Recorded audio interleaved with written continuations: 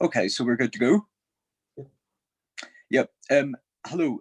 This is Left Foot Forward Media. I'm conducting an interview alongside Anthony Vernon and my friend. We're both two lads from North Belfast, and basically we're interviewing Dr. Ray Bassett, a former senior civil servant, and also the Irish ambassador to Canada, previous Irish ambassador to Canada and Jamaica, if I'm right. Ray has a wealth of experience, both in terms of Irish, European, and global affairs. And essentially, we want to discuss a number of issues that we feel are quite seminal and pertinent to the lives of virtually every Irish citizen. But we feel that the mainstream media have in some ways overlooked them or don't really want to discuss them that much. So in order to give young people maybe a gist of the sort of struggle that they're up against, Ray has very kindly donated his time to us and his insights and knowledge from many, many years of public service. And also he's a scientist by background. So as I say, numbers don't lie. So we'll get started in terms of some questions that we're going to pose to him and see what he has to say on them. So Ray, given your senior roles within the Irish state, can you summarise for me your key reasons for supporting an Irish exit from the European Union when apparently so many Irish people love the EU and feel it has been enormously good to Ireland despite having voted against some of the treaties and so forth? I mean, what would be the sort of core reasons to you for leaving the European Union?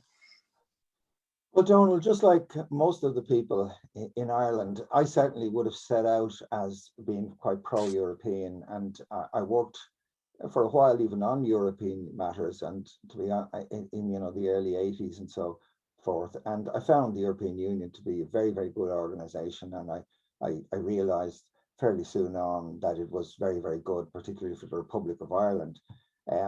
My attitude changed, I suppose, as circumstances changed, and circumstances changed for Ireland. And I think in all policies, in all government policies, you have to go back to first principles and see what, put the positives on one side and the negatives on the other. Now, my own experience was seared somewhat by my experience during the bailout, when essentially I believe the European Union acted in a very, very cavalier way towards Ireland, and essentially forced the Irish state to take on massive debts which it hadn't run up, and that was to safeguard obviously the euro, but also to help to keep banks on the European mainland solvent, so that Germany poured a lot of money into Ireland, but the money went straight to German banks who had very foolishly lent to Irish banks, and I thought that was totally unfair. Yes. And then when that hit, it was countries like Canada which came to Ireland's rescue and helped us a great deal, particularly Mark Carney and the much maligned Stephen Harper, who was Prime Minister of Canada at the time. The Conservative Prime Minister. Conservative Prime Minister, and also their Finance Minister, Jim Flaherty. So it began to shake my confidence a bit, and also the fact that I had been in a senior position in the civil service in the Department of Foreign Affairs when both the Nice and Lisbon referenda were defeated, and I could see at first hand if you almost a contempt of Europe and some of our own people towards the democratic will. So at that I began to delve a little deeper in it, and I come to the conclusion that it's no longer in Ireland's interest to stay in the European Union, partly because the UK is gone. That's just one of the reasons. But the Ireland is not dependent financially or any other way on the European Union. Our main interest in the European Union is access to the single market. Ireland is a net contributor to the European Union. This year we will be at the same level per capita as the UK was, but there is no appreciation of that in the population, because when I was writing for the Sunday Business Post, I had to get freedom of information requests to find out the financial position between Ireland and the European Union. And most countries are actually quite proud of the fact if they're paying a lot more into the European Union budget than they're getting out. But the Irish government was very, very coy about that, because they didn't want it to increase any degree of opposition to the European Union. I am completely opposed to the idea of a federation of Europe. I think if you look at federations, including our own experience, the peripheral areas generally don't do well. I thought Of course. the euro was a mad decision, and I still think it was a mad decision and completely against us. So when you add it all up, the main reason why Ireland should stay in the European Union is its ability to attract FDI, particularly American FDI, to use Ireland as a base to export to mainland Europe and back to the United States. But the European Union is threatening that advantage that Ireland has. So when you add it up, and then you take it that 80% of our fishing stock is allocated to the other European countries, and you look across the whole horizon, you have to wonder, why are we so pro-European?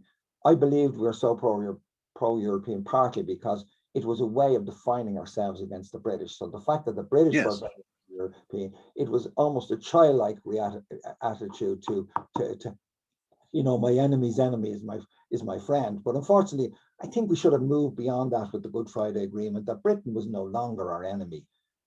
So I don't know whether, Donald, that's been a very long-winded answer, but I just I think it's interesting. To look at this, and there's no debate about it. That's the problem. There's no debate.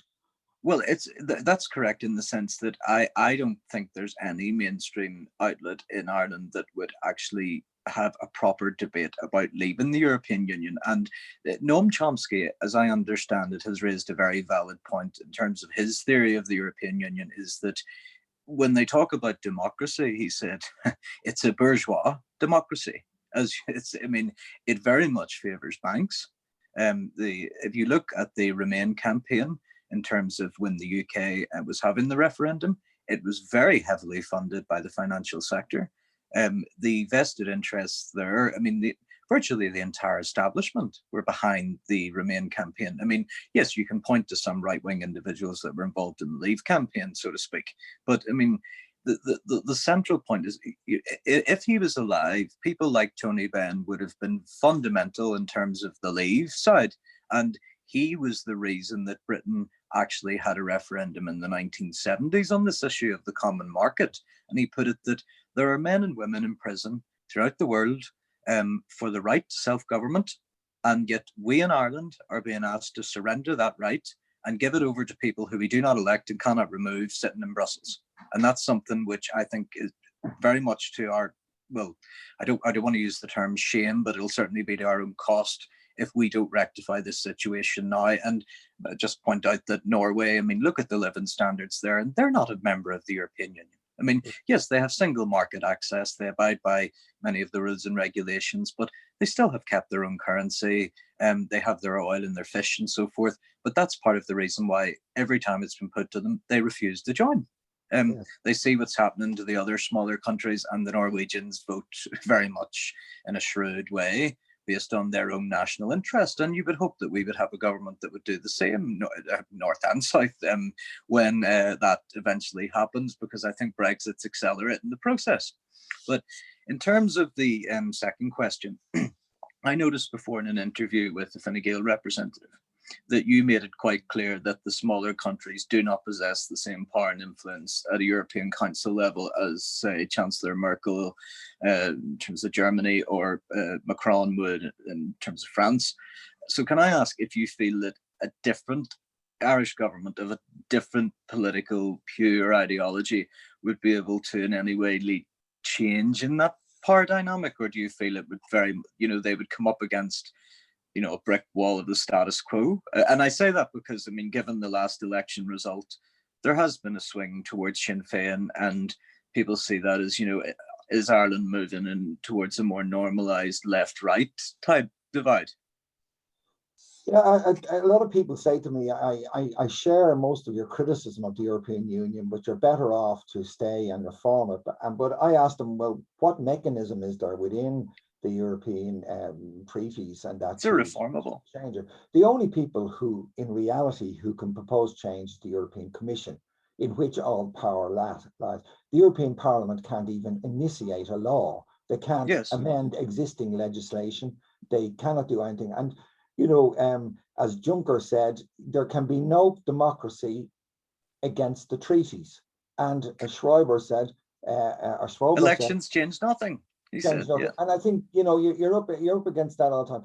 Now, in regard to influence, Ireland has one of the reasons why I voted against the Lisbon Treaty and why I argued very heavily inside the civil service against the Lisbon Treaty is that we agreed in the Lisbon Treaty to a diminution of our voting strength in the European Union. And I remember that one of the negotiators came to brief civil servants, and I said, well, why should we?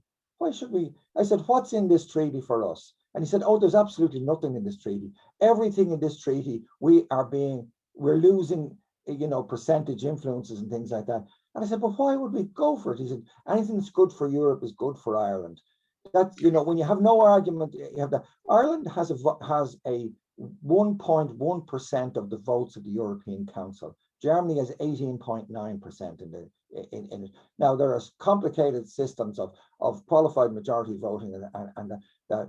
When I was there and we were working with the European Commission in the 80s, and that every country was regarded, had a degree of respect from the Commission, and the Commission was actually an assistance to the individual countries. Yes. Now it is totally under Jacques Delors, you mean? You know, orders countries around, and you know they can invoke Article 16 of the protocol of the Northern Ireland Protocol without even telling the Irish or British governments or even the German government, who also were appalled by it. So the balance has changed. Now I'm a very, very pro-European. I have two of my daughters-in-law, one is Spanish and the other is Italian. Both my sons got to know them through the Erasmus program. There's some very, very good things on there. But in the end, I don't want to be part of a federation. I want to be part of a community of nations that gets on well with each other, that's cooperating in the social area. I don't want them deciding our budget. I don't want them deciding our foreign policy. I don't want them deciding a whole series of areas. And there's a war, as you say, there's such vested interests around all the time who essentially want the single market. And I don't have a huge problem with some aspects of the single market, but they buy newspapers and things like that to, you know, to essentially propagate their own views, and it's very, very hard to get it through. Now, the alternative media, including people like yourself, is growing very rapidly, and it's growing very rapidly because they're not seeing their views reflected at all in the mainstream media. Just one thing I wanted to mention there, you know, when I was growing up, the left in politics were the national liberation struggle. These were the sovereigntists were almost all on the left. We've had this huge changeover. And I believe that, and as I said in my book, I believe that's one of the reasons for the demise of the left. I mean, the fact that, you know, you're talking about a conservative winning Hartlepool today, possibility. I mean, it's nuts, but it's nuts because people can sniff that, you know, in the end, the nation state and your own government are the ones who in the end are going to come to your rescue in the most dire straits. And I cannot understand how this has captured the left. My dad would be anti-EU and was very, very left-wing. And I can't understand how it was taken. The Labour Party in the Republic campaigned against membership. Now they are by far and away the most pro-European. So did Sinn Féin. Yeah. But Sinn Féin quietly don't really like Europe. They don't. They've decided that if they're going to win votes in the south, they have to sort of appear to go in the same general election, and particularly when the European Union is having a row with London, it's manna to them, you know. Well, it's funny you say that because, see, just on that point you mentioned about how the left was always associated with Euroscepticism. I remember Tony Benn making this same argument, and he stated that, you know, the good thing about national sovereignty and having that sort of democracy is that you can purchase with your wallet, you can purchase with your vote that which you cannot afford with your wallet or your purse.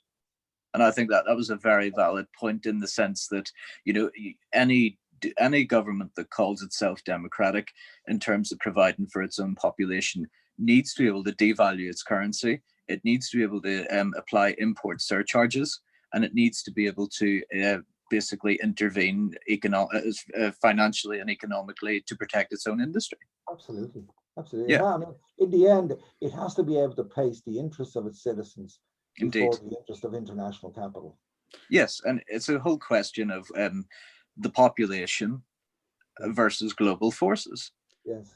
Can I jump in Yes. here with a question? It's one of the questions I've got in my list here, but I think it's relevant to what you're talking about right now. So I'm not as up to date with European affairs as you two are, obviously because I live in America and have been. But one of the questions I had was, so you mentioned there about national sovereignty and being able to take control over your own economic policies, foreign policy, social policies. Ray, how do you corroborate that with the successes, inverted commas, depending on your view, of what are called free trade agreements, such as NAFTA or any of the Ireland's reliance on US FDI, for example? So, Well, Anthony, sorry, don't could finish your question. I was just going to say, because does FDI in itself also not put at risk the democratic constituents at being at risk of capital flight or certain risks of, the US government and our US investors holding the Irish government to, being sued? You can sue them under the laws of the WTO and anything like that. Yeah, on the international trade agreements, I mean, international trade agreements and general globalization has an effect of increasing the overall economic activity in a state or a place. It doesn't usually improve the lot of the individual, but it does improve the lot of on a macro level. But the macro level rarely gets down, and in fact, it is massively contributing to the inequalities in society. There's no doubt about that. On the FDI, I'm glad that the Irish government attracted FDI because we needed that quantum leap from where we were to where Yes. we are now. I've been writing for some time about the need to reduce that dependence on FDI. On it. And in the end, the FDI is I think is something which has passed its kind of peak point on it, because partly because of COVID and various other things, people are now beginning to see the vulnerability of offshoring everything. Yes. So it is the U.S. government, and we rely overwhelmingly on U.S. investment here, has got to ensure that when that they have a good infrastructure in their own country. Nearly half of all the ventilators in the world were being manufactured in the west of Ireland, and suddenly now the Irish government couldn't get their hands on those ventilators because that. But the vulnerability of the United States to that fact that they had to go around grabbing ventilators. We do need, and I believe this. In Europe and the United States, we've always had this idea that you have to have food security. I think we have to extend that now to things like medical products and things like that. In terms of globalization, I think globalization had some initial good responses. It rose a lot of people out of poverty, but I think taken to its extremes, it causes massive instability in society, and it causes populations to become very, very, very unhappy. If you look at globalization in Western Europe or the United States, the sort of working class, the indigenous working class have been the ones who have suffered, who have not benefited from it in any way the same as other groups. So in Ireland's case, I think we have got to move away from FDI reliance. It won't be there for us in the future anyway, because there's going to be at the OECD level at some stage an agreement, and the election of Biden made that much more likely to occur, and to have a flat, maybe 21, don't know what the percentage will be, rate of corporate tax. So our economic, and I argue this again, don't be always writing about my book, but I argue this in my book, that our economic model is not going to work. It has worked very, very successfully. One of the most successful places, that can be shown as an example, but it's not going to work in the future. And in fact, the IMF have been saying that in advice to Ireland, that let's go back to what we were before, where we had a massive upskilling in our population, and that coupled with FDI improved our position. But to get back to the thing, I think we have got to look much more carefully at how we're going to take things forward in the future, because these things won't be open to us. And as you know, that the more you sort of deindustrialize places and don't give people jobs, you're going to lead to a much more hardline political response. And you cannot blame people for that if they I don't want to go back to the Hartlepool by-election, but the Labour Party putting sort of investment bankers from London into northern seats who have absolutely nothing in common with, and then lecture them if they don't vote for them that they're all ignoramus or ignoramuses and things like that, and they're totally unsophisticated. And what we're seeing in Brexit, and we've probably been Trump, is a peasants' revolt. It's very much coming from below. Not what they said in Ireland, that they tried to portray Brexit as sort of a nostalgia for the empire. I was invited to a lot of Brexit meetings in England. I never met one person apart from Jason Rees-Mogg who had any kind of hankering for this. That in fact most of them are just saying we want back control of our own lives. And the more you globalize, the less control you give to individuals over their own lives. I don't know whether Anthony has rabbited on too much there. No, it's a very good point. It's a very good point. Sorry. Yes, just in terms of that, I often say to people that rather than free trade, we should focus more on fair trade. That really should be the emphasis in terms of our own economic interests and prioritizing them. But my third question is that now that Brexit actually has happened, what do you see occurring, Ray, by way of relations between Britain and Ireland? Many feel that Irish reunification is firmly on the agenda. So I ask if you can see that emerging, given the issue of the Irish Sea border that we were discussing prior to the interview, and also the impairment to commerce and trade in Ireland and also with Britain. I think the threat to business is what ultimately has moved the Irish government to a more nationalist, certainly a more nationalist rhetoric. And I'm not saying agenda, but I think that, in terms of the issue of reunification, do you detect that it's now firmly on the agenda and that Brexit's accelerating us towards that? There's a lot there. I think Irish-British relations are at a very low ebb.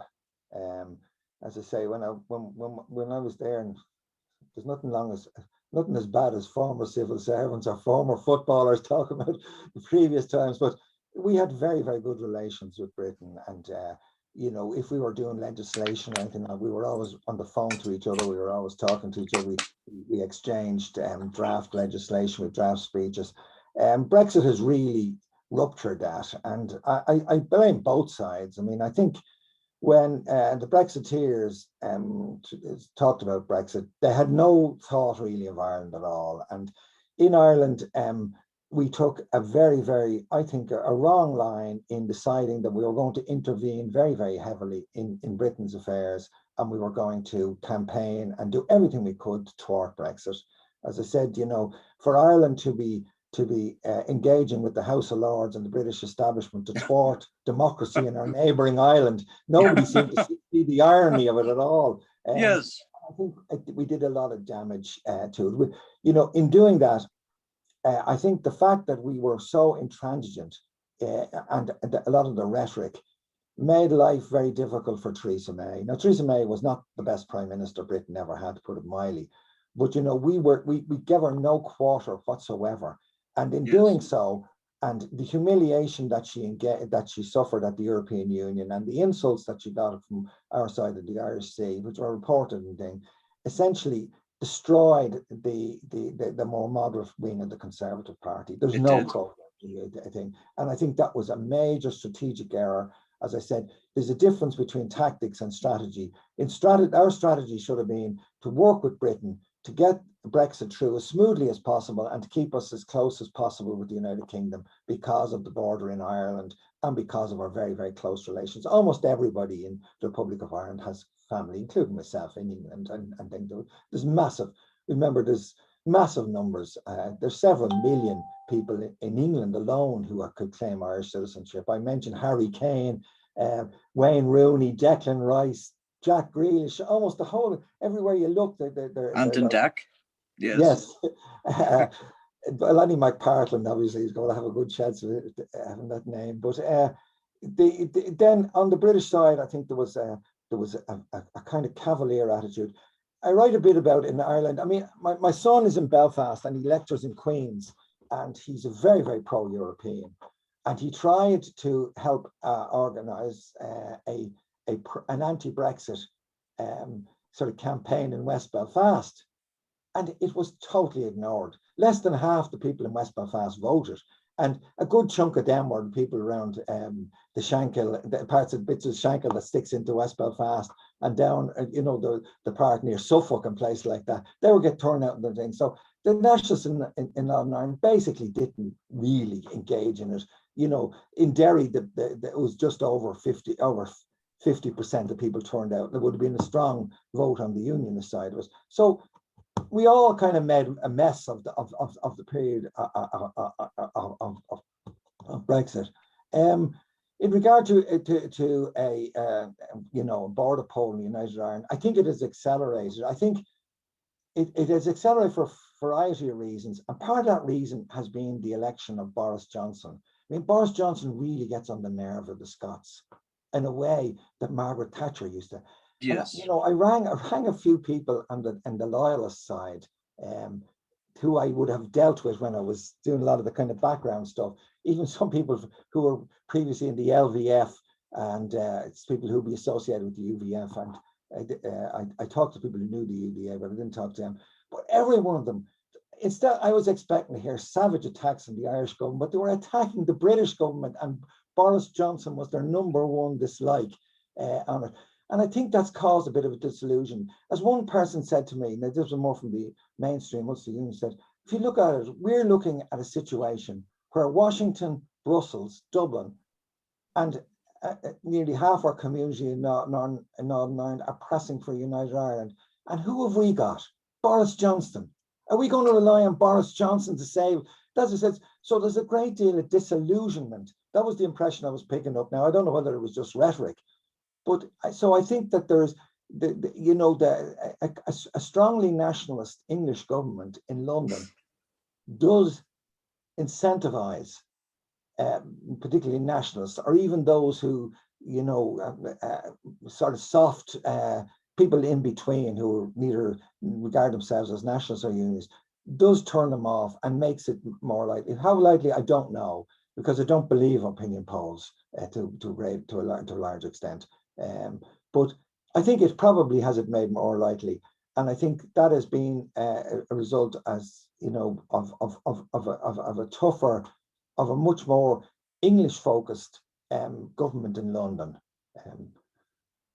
Well, I mean, Red, what I often say to a lot of people in the nationalist community is that if we had taken the advice, if everyone had taken the advice that they were given to simply just vote Remain, and say, for example, the people in Britain had voted Remain, we would not even be having the conversation about reunification being accelerated.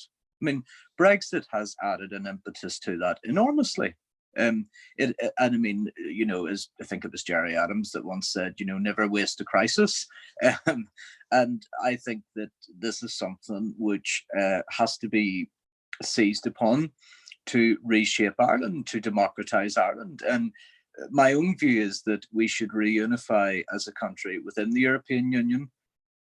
Oh, Ray, are you still there? I think we lost him.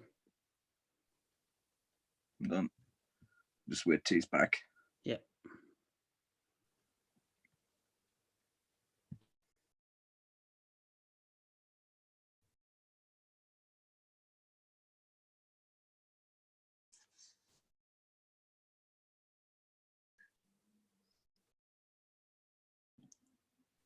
I really want to ask something in the next question is in the context of what you've just asked around Brexit. Okay, you can ask the next question. Yeah. I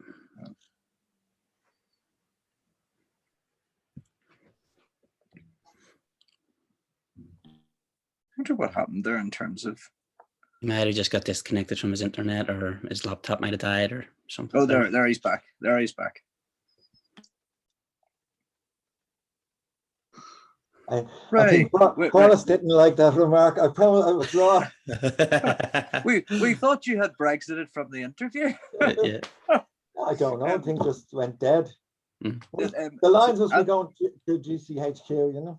Yeah, indeed. It's no, there is actually a problem with the internet in Belfast at the minute as well. I found, but particularly transatlantic. But Anthony has a question that he wants to put to you. You've been talking about the importance of Brexit and its implications for possible Irish unification or a referendum in a certain period of time. In the context of Brexit, Ray, how do you see the relationship between Canada and the US with Ireland and the UK moving forward? And how do you see that shaping up in the coming, especially with the Biden administration being in place at the minute, and let's say a more favourable outlook towards both of those countries? Yeah, I think we're going to have a realignment in the North Atlantic. I mean, the United States is by far and away Ireland's biggest trading partner. It's by far and away the UK's biggest trading partner. Canada is quite a strong trading partner with both Ireland and Britain and the United States. I was saying that, I don't think it would have been possible to get a trade deal with Donald Trump. I think he was just too erratic. But I think the arguments in us trading together, and Ireland has generally looked west much more than east, and our natural inclination is in that area. Like even in the most recent recession, which hit after the bank bailout, people went to Canada, Australia, New Zealand, the United States, Britain. They didn't go to Germany, and that Including wasn't Anthony. Yeah, it wasn't just because of language, although language is an issue. But if you're a carpenter in Dublin and you go to Vancouver, they recognise your qualification. The union is you often find an Irish Canadian, or you find somebody who's originally from Liverpool who understands the apprentice system and everything like that, and you go into it. So we have culturally a strong affinity with North America. And I think, if the UK and the United States get together I'm not sure whether the UK will ever join NAFTA, which is what some of them are putting there. I think we would be basically forced to take that very seriously. I was just reading. I read archives at night, which is a very bad flavor. And I was reading in 1961 when the UK, partly under American pressure, decided to apply for to join the European Union. Macmillan tried. Yes, he failed though.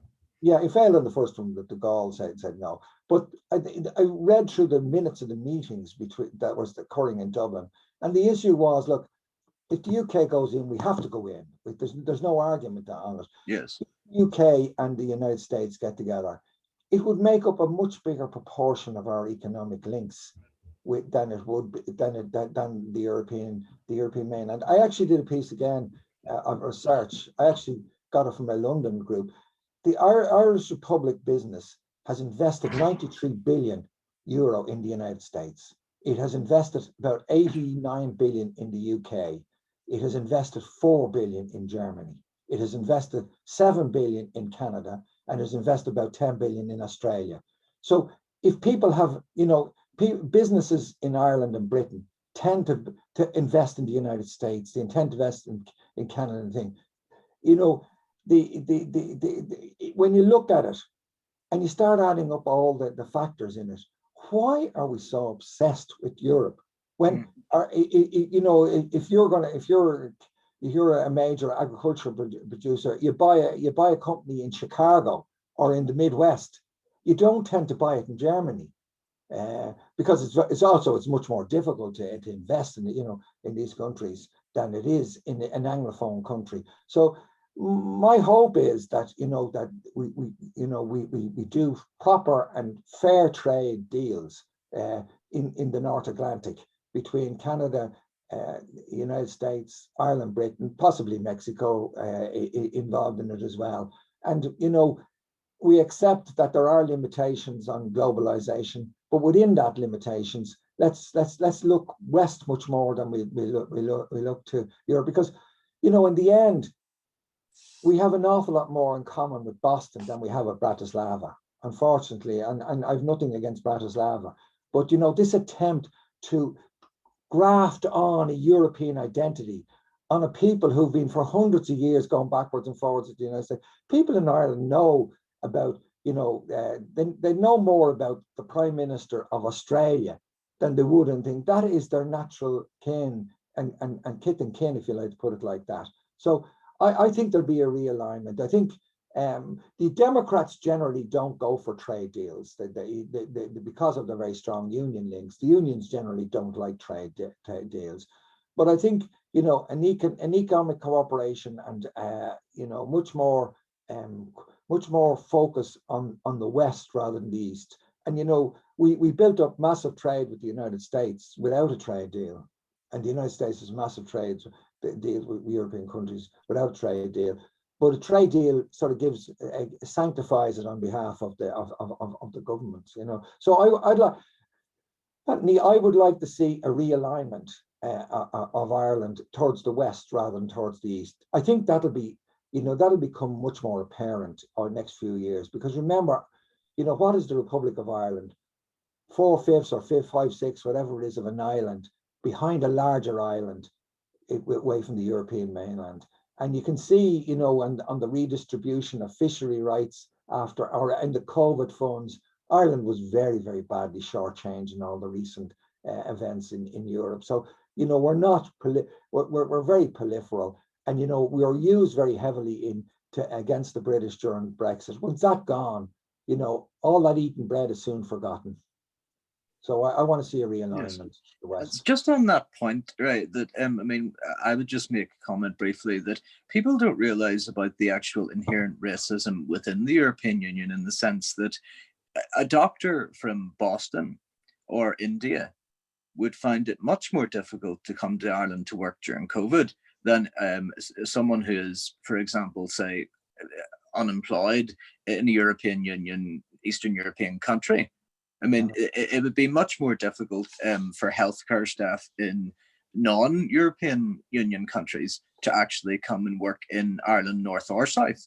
You know, and that's obviously based on race. I mean, it's based on a consequence of birth. I said that you know, if somebody's from Newfoundland, where there's a very, very high proportion of Irish, or from the western districts of Victoria in Australia, or South Boston, they go to the back of the queue, and somebody else comes up to the front of the queue who's from Croatia or Bulgaria. Yet when our people want to go abroad, our people mean all our citizens want to go abroad, they're not looking to go to Croatia or Bulgaria. They want to go to the United States. They want to go to Canada. So we did a very good deal with Canada in terms of mutual movement. But we need to do it with the countries of which we have a very strong commonality with, you know. I agree with you, and I think it's a shame that we didn't. In fact, several politicians, including a former Taoiseach, said to me one day, he said, "How did this happen?" Like as if it had nothing to do with him. I said, you know, why are we in this ridiculous position? Would you ask him, would he go on TV and say that? Not in 100 years. They would be. You see, there is an apparatus there. Which means that you know, there was some UK ministers wrote diaries and wrote books afterwards. Irish ministers haven't, about arriving in Brussels and finding all their speaking notes rewritten by the UK permanent representation, which is essentially the SS keeping an eye to make sure that they stay on the European line. It's amazing how, if you're inside government, if you make any criticism of the European Union, there's zealots there who are really, really out and, you know, be trying to frighten ministers. Oh, you know, next time the fisheries come up, they'll get you. You know, it doesn't seem to affect the French or the Germans or even the Danes. It's a unique thing in Ireland and Britain where They're demanding that you stick to the European line. As Margaret Thatcher once said, I'm no great admirer of Margaret Thatcher, but she said, whenever she was arguing with civil servants about Europe, if they used the word communautaire, it meant they had no arguments. It's communautaire. It's good for Europe, you know? Yes, and funny you say that. I remember Tony Benn once saying that after the UK actually joined the common market, the European common market, and Labour were re-elected, he received, when Labour won the election, he received a briefcase from the civil service, and it actually said on it, for a Labour minister other than Mr. Benn. It was a very pro-European briefing in terms of the notes and so forth for a European Council. So they prepared 3 briefs, one for the kind of Labour minister they would want, one for Tony Benn, and one for a Conservative minister if they had won, but actually he was handed the wrong one. People talk this of ministers in, like a minister's like a minister for defence arriving in, and you've got the army there beside, because the civil service have all the levers of power. So they're the ones a minister in the Republic, and they can't even sign a check. It has to be done by this. So there are levers all over. Permanent government. Yeah.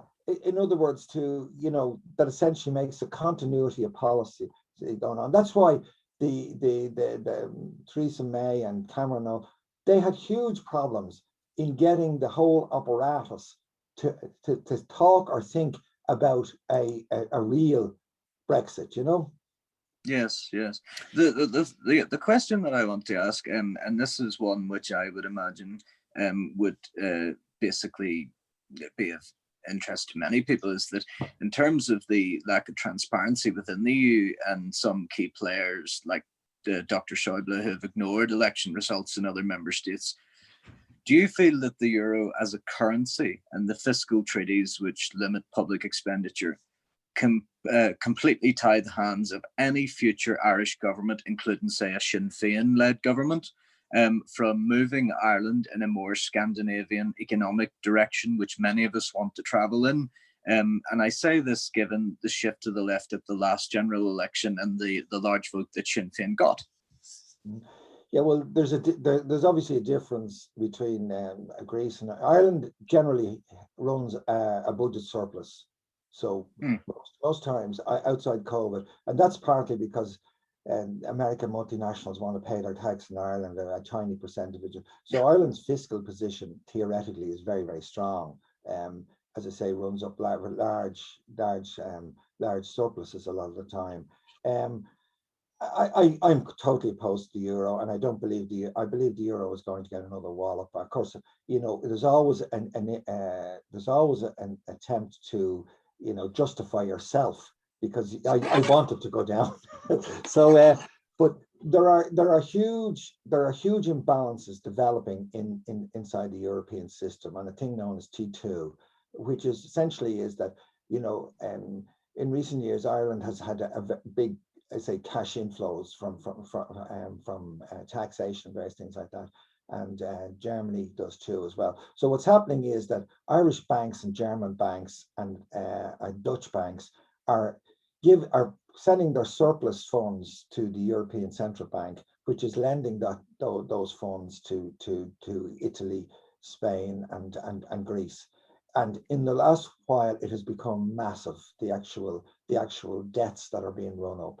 Now, there is no way these are going to be paid back, so they're purely theoretical. So if interest rates rise, we're going to be in for another crisis. The euro is a political project. It's not an economic project.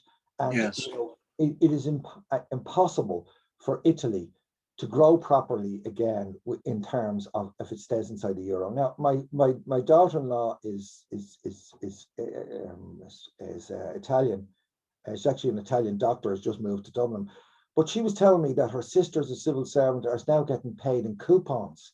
So they've already started moving away from the euro. So the coupons can only be redeemed in certain shops. So some of her salary is now coming in coupons. So that is the first stage of moving away, because Italy is just too big. They're not going to do to Italy what they to Greece. They just can't. So I've always said that we should be pressing very hard for an exit mechanism from the euro, because I think it's an inherently unstable currency, and it also is doing huge damage to countries, particularly in Southern Europe. In regard to the sort of Maastricht criteria and the rules, 3%. I mean, essentially, that it's. If they wanted to make an example of Greece, but they never did an example of Germany and France. Yes. And to be honest with you, I think if any country turned around and said, well, if you're going to try and do that to me, I'm going to leave, I think they'd back down. But, the whole thing is a farce, because the Maastricht criteria has no empirical basis in it. Nobody has done, graphs and experiments which show that if you go over 3%, why 3%? Why not 2.8? Why not 3.4? There's no evidence. Maybe that's my science background. There's no empirical evidence of this at all. It was a figure taken out of the air that would keep the Germans on side. And I think after COVID, I think we have to revisit that again, and hopefully we will agree to a system whereby people can get out of the euro, particularly the Southern European countries on it. I think that has no Donal, sorry to cut you off. I'm going to have to go because I have another commitment. Sorry, Anthony, I'm a bit of a talker, unfortunately. I'm a bit of a talker too when I get going. I know this was your interview, so I didn't want to jump into too many points. But Donal, I'm going to have to go in like 60 seconds. Okay. So if you want to wrap it up as quickly as we can. Yes.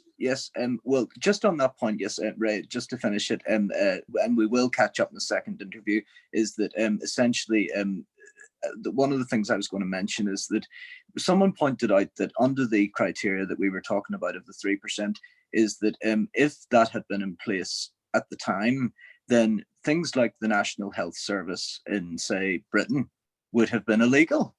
It wouldn't have been possible for the government to even implement it. I mean, to have these people on the left claim that they love the National Health Service and at the same time they're strongly pro-European, pro-EU, not pro-European, it's sort of incompatible. And this is the point that I find it very difficult getting across to many people, that even if Sinn Féin win a large mandate at the next Irish general election, they're going to come up against the same problems that the Italian government, the Greek government, the Spanish government have, and they're going to be crushed under the weight of the fiscal treaties and being told that, a small peripheral country like Ireland, despite how ideological you might be or committed to the policy, there is not going to be any treaty change unless one of the bigger states chooses to opt for that and demand it.